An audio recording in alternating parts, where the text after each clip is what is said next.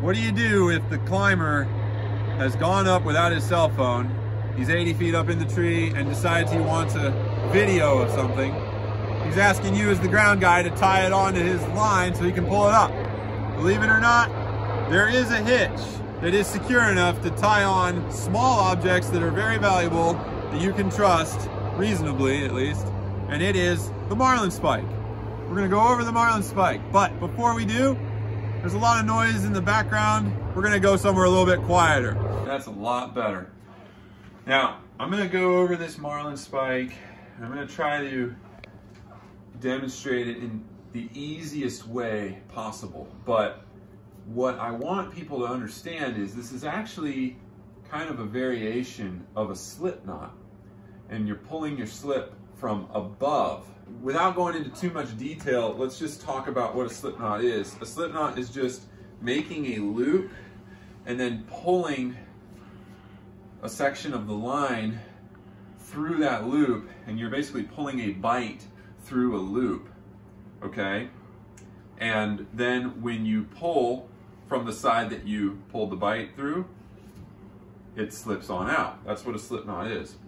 Now you can make a slip knot from pulling a bite from below in this case, in which case it'll release from that side, or you can make a slip knot pulling a bite from above, and then the slip will not release from the bottom. You see, you can pull the bottom really hard and it won't release at all, whereas when you pull it from the top, it will release. That's essentially the foundational concept behind the Marlin spike, except it gets dressed very differently. It gets dressed very loosely, but it is still making that slip knot, and when it's being tensioned on by the climber, it just wants to cinch up more and more and more, and it clenches down on your object. Let's demonstrate with a cell phone, and now we're just going to go right into how to tie this Marlin spike, okay? Take your rope in your hand, make a loop kind of at hip level. If you start your loop at face level, then when you pull your line through, you're all the way up here. Tuck that out of here because that's not part of it. And you're trying to do everything up here and it's really hard to work, okay? So make your loop at like hip level. You don't want to make it too small because the Marlin spike, these are going to be two of the fingers right here, all right? The two sides of this loop are going to turn into two of your fingers on your Marlin spike. So if your object is small, like a cell phone in this case, then you kind of can match the width of your loop to the cell phone. So we're making our initial loop, and then we're going to reach through that loop and pull a little bit of rope through it. I'm just going to leave it kind of loose like this, and I'm going to insert my device, my object, and you'll see that a Marlin spike, properly tied and dressed, it incorporates two strands on one side of your object and one strand on the other side of your object. That is a really nice and secure setup, okay? Really nice and secure. I'm going to show you what a Marlin spike is not. Do not simply tie a slip knot and then cinch it down, because now you've done the steps, you've done everything right, you've done the right motions, but you didn't dress it for the Marlin spike, because now what's going to happen is we're going to put this cell phone back in there, and when it cinches down, it's only one strand going around it. Very, very little contact, not secure at all. Let's talk about another thing that could go wrong. You might make your loop in the wrong configuration, and then when you reach to pull through, you just don't have anything. Don't get frustrated. Just, if that happens, then just reach through the other way and pull, and then you'll have it.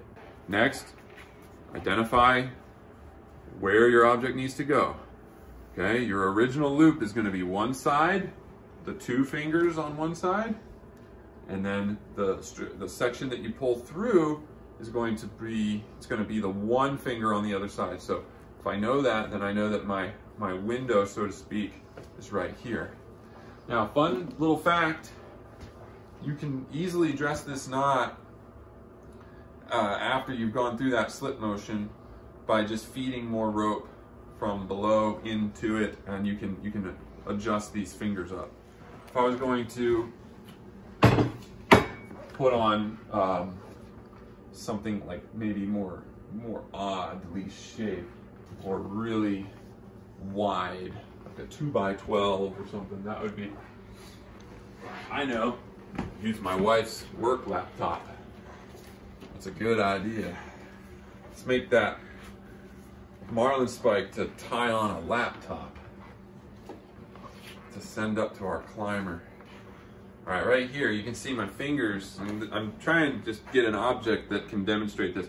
My fingers are not wrapping around my object in a really secure way. So what I need to do here, I don't need to retie the knot or anything. I just need to pull some of this up and just sort of let my object seat down a little more.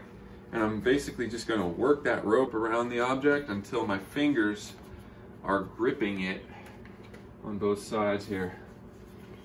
See, the Marlin spike, since it has 3 strands working all together, actually kind of forces this loop on both sides, and it's almost like it's holding it with like 4 fingers in a way. It's very secure, okay? And you can get it, you can actually balance oddly shaped objects, even like this laptop, and hold them relatively securely, okay? All right, don't tell my wife I did that. I'm gonna go over one more big mistake that you could make. You could pull your bite from below instead of pulling it from above. Now remember, with a slip knot, there may be a scenario where you wanna pull that bite from the other side, if you're installing a caterpillar sleeve, for example. But with the Marlin spike, there is never a scenario to pull from below, okay? It'll look the same. It will look the same, but I'm gonna show you why that's not a good thing. All right, we're gonna cinch up our Marlin spike. First of all, you'll notice that when you try to cinch it up, it doesn't cinch up the same way as if you tie it correctly. You can't really cinch it up from pulling from above. You have to pull from below to cinch it up. So right there, that should be an indication that that's not right. Because the next thing that's gonna happen is you're gonna let go of this and you're gonna tell the climber that it's good to pull up. Let's say he's pulling up something heavy like a block. Probably not going to pull up a porter wrap, but we're just using a porter wrap for demonstration. Look how it's slipping out. Did you see that? It's slipping out under its own weight. And so now that loop is totally compromised, and that could easily come right out.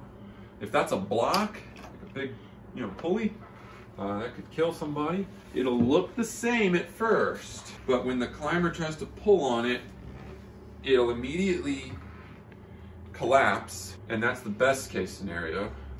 And the weight of the object might even pull more and more tail through until it falls out. You can see if I just pull on this, I'm able to just pull down and it just comes on out.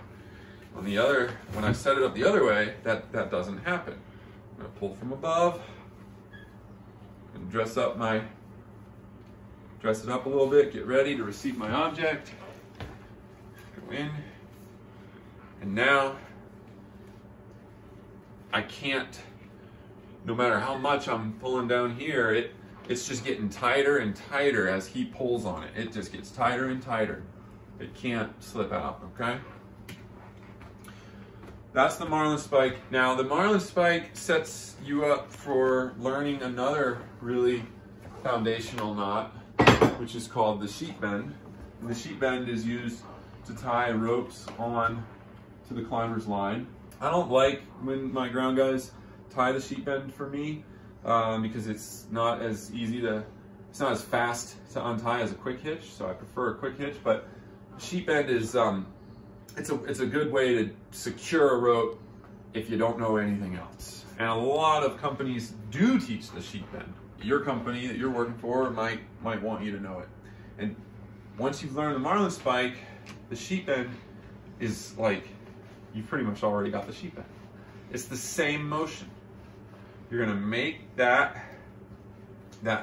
Marlin spike, but instead of putting an object through, you're simply gonna take your tail of the other rope that you're attaching and drape it through. And then you're just gonna work the Marlin spike down until it capsizes, and that means flips over and it'll flip over the bight of the other rope that you attached. That's a sheet bend. I'm not gonna go over the quick hitch in this video, but that is a much better knot to tie ropes on with. But anyways, sheet bend, very secure, and it just builds right off of knowing the Marlin spike, and the Marlin spike builds right off of knowing the fundamentals of a slip knot. So you're kind of learning all three by just spending the time practicing, and you just get the concept of all three. It's really great. Just remember to pull from above.